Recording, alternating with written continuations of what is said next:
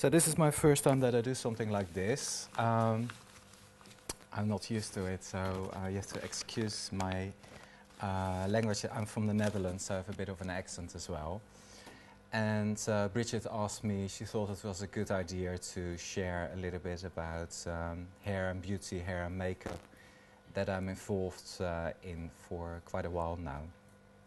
So yeah, I come out of a very strong Christian family in the Netherlands, and I always did go to Christian schools, Dutch Reformed, strong Christian schools, a bit too strong I thought sometimes, quite religious in a way. And then I think I was 15 when I did a test twice, where like a profession test, where you know, find out more about what sort of directions to go.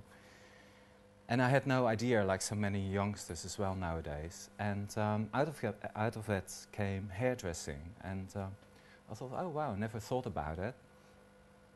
And but actually, it was a good decision to do, because I think I was quite young. I was 4 years where I was already brushing hair, and I think 6 years when I sort of did my sister's doll's hair, you know, like copy my mom's hair.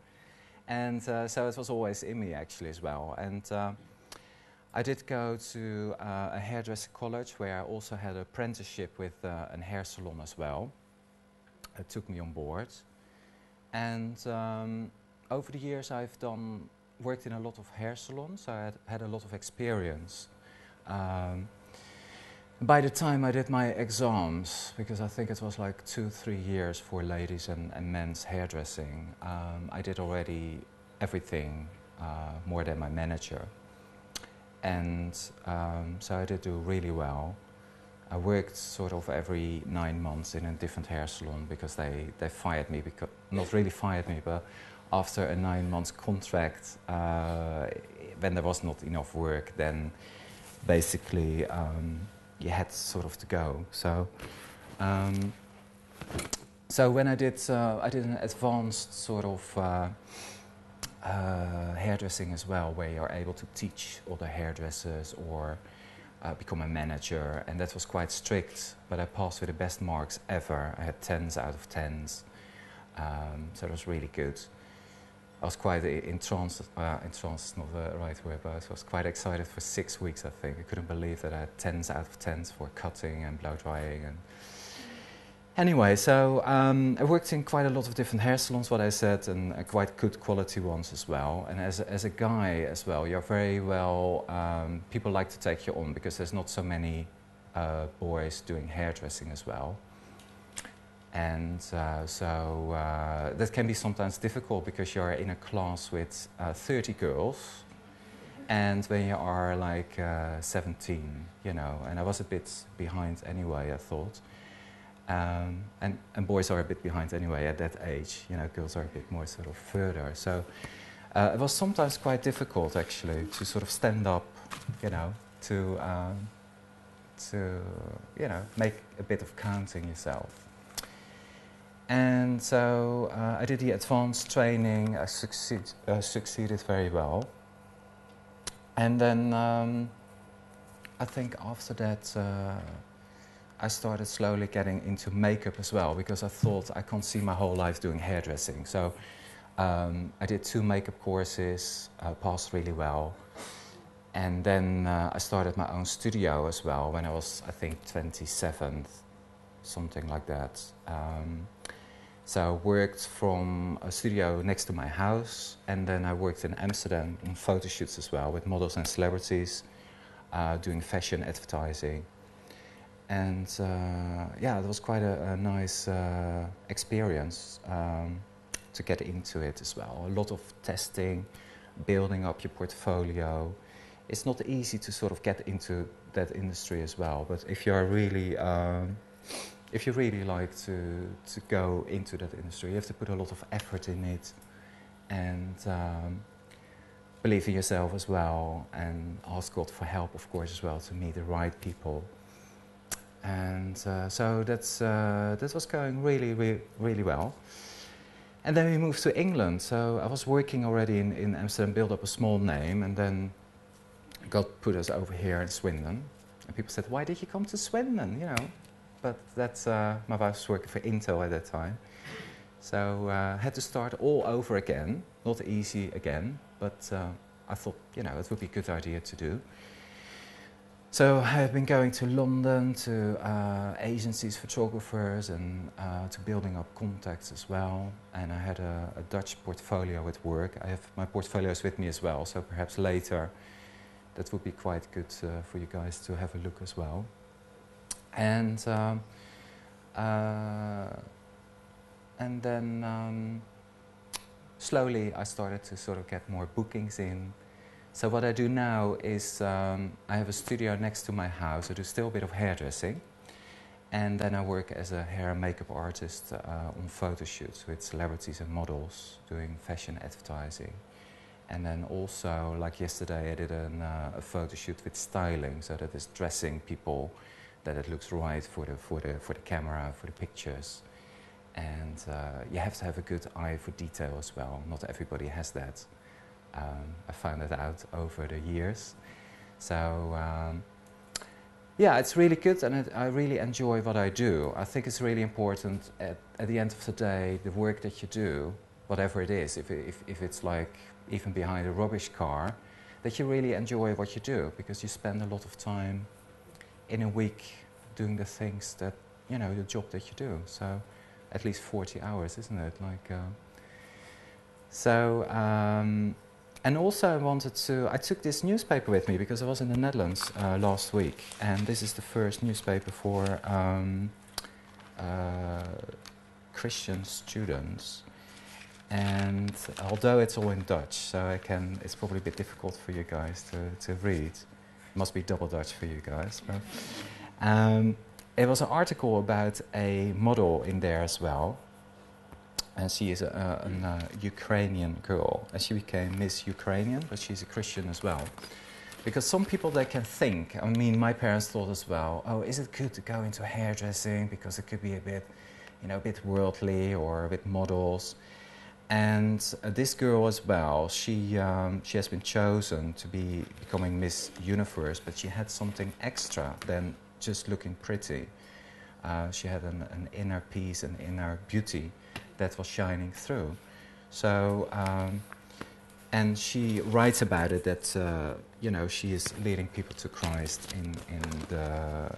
in her job as well, and that's what I more and more do as well, because at the end of the day, it's nice to work with beautiful people, but at the end of the day, they all need Christ as well, and that is I find it really exciting to sort of speak with people, to pray with people, to lead people to Christ as well, because we all need Christ. We all want to go to heaven as well, isn't it, at the end of the day?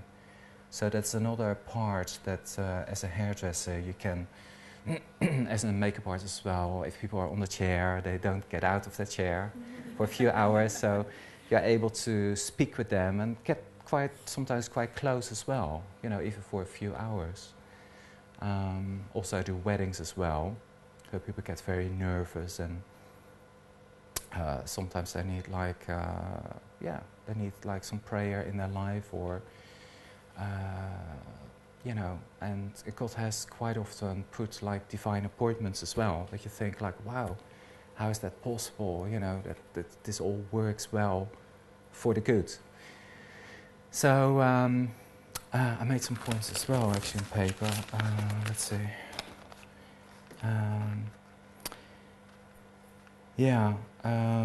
I had some things as well when I worked as a hairdresser. When you become good as well, that I think it's quite a funny but also a bit sad story as well.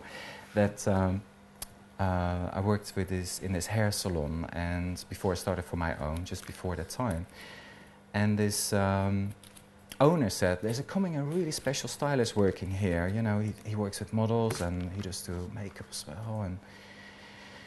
And then she did go on holiday for 3 weeks, and she left the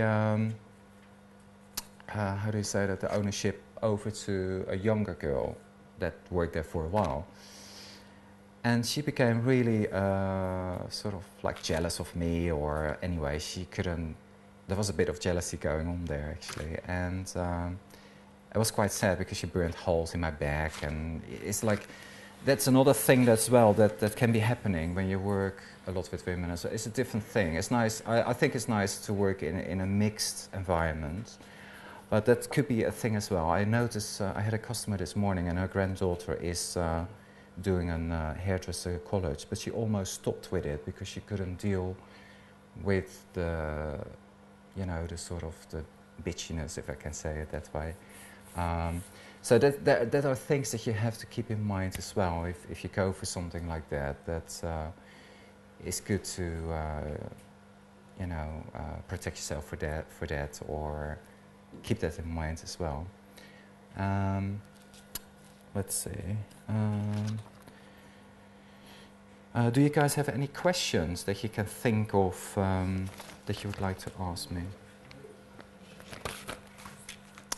Yeah. Do you think you've got my hair? If I can cut your hair, yeah? I need my permission. Okay, do you want to have a makeover or something? Okay. I'm specialized in makeovers, so that's no problem, yeah. I do hair pieces and wigs as well, so. Sorry? Short back in size and little at the top, please. Yeah, or straightening, you know, that could be as well. Yeah. So I also want to say there's a difference between, some people don't know, between a beautician and a makeup artist. So a makeup artist is specialized in makeup and in looking at the face. I do a lot of makeovers as well, so people like him would benefit probably from it as well. And, a beautician is more specialized in skincare, so you go to a studio for that, and they treat the skin and doing some pedicures and manicures. And my wife is a nail technician now as well, so we have quite a little bit of business and trying to make people as looking as good as possible. And I think it's also very godly as well to look after your body, to present yourself as good as you can be, because God wants us to look after ourselves from the inside out. And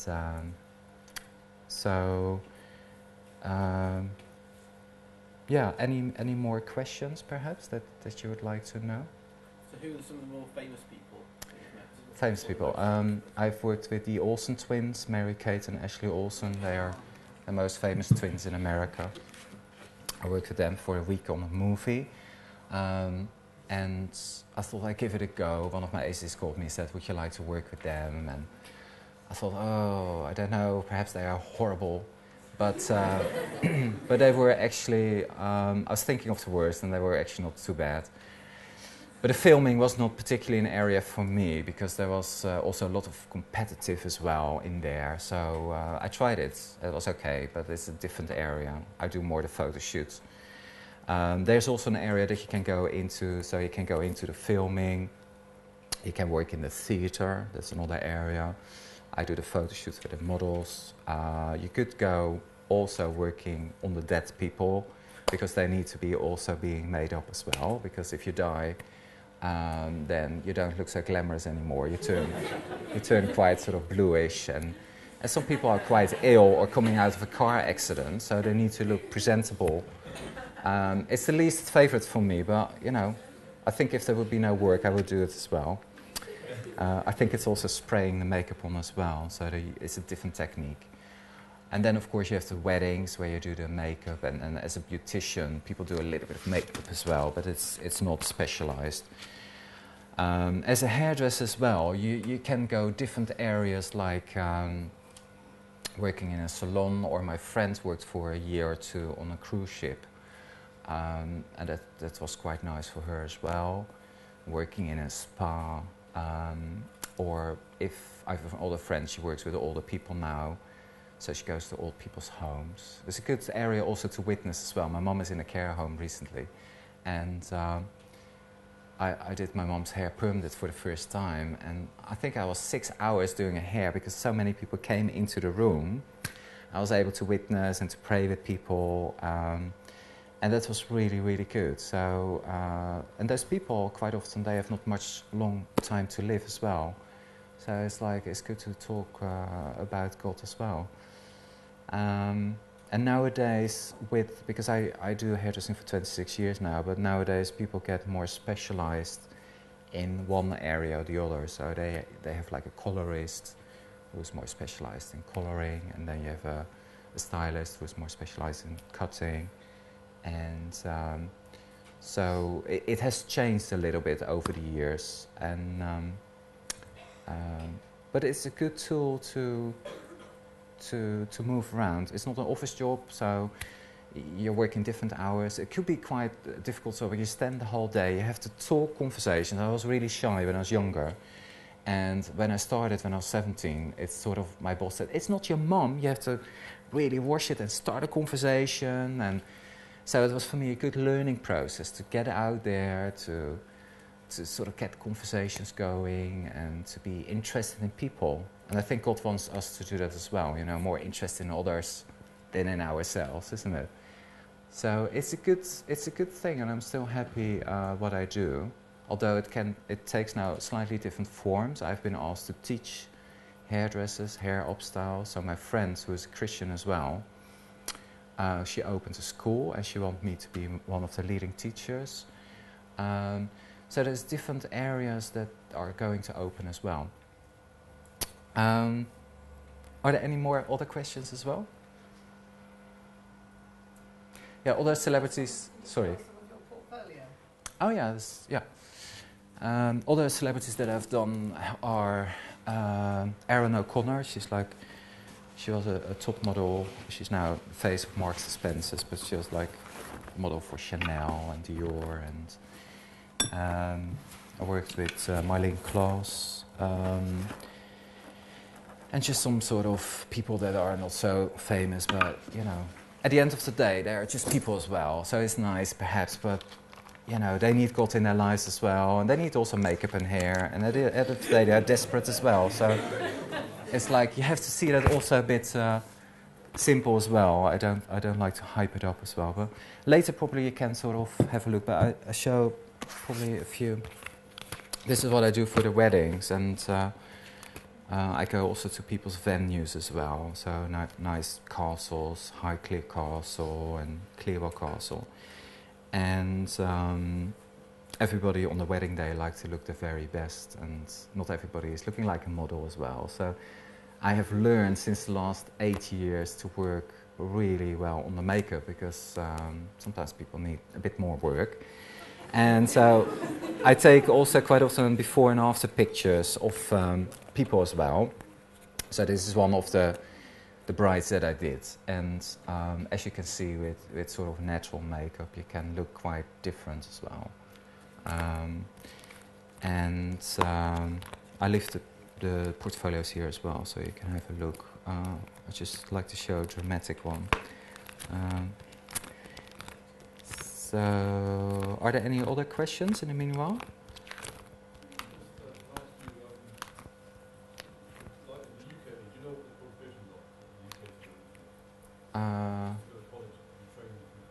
The population of... Oh, qualifications. As a makeup artist, as a hairdresser?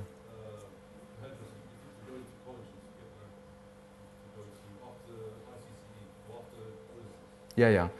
I think it's not that... Yeah, that's a thing I don't know, actually. I should know. But I don't think that's particularly high. There's different ways that you can do. You can do like a 2-year thing, I believe, here. So you go to a college. But the best, what I would recommend, and that's what I did as well, is find an apprenticeship where a salon can train you, so you can earn some money in the meanwhile as well. And by working in a salon, you learn a lot as well, because you look at a lot of people, hairdressers, how they work. So it's all about sort of copying, and that's what I learned a lot as well. But before I had my qualifications, I learned more than the people that are sort of like at the college for 2 years, because it's working then, you know, it's the real thing, basically. So I'd just like to show a dramatic one. somewhere here. Oh yeah, this is probably the most. And it's really nice to make people happy if your skin is really bad. And this is just makeup and a basic camera, so there's no retouching or things. So it's nice to bless people, because it's like a blessing as well, isn't it? If you go there and you make people really good about themselves as well. So yeah, I think that's what I would like to say. So yeah, I would like to close it. If there's any more questions, or I leave some albums around as well that you can have a look as well.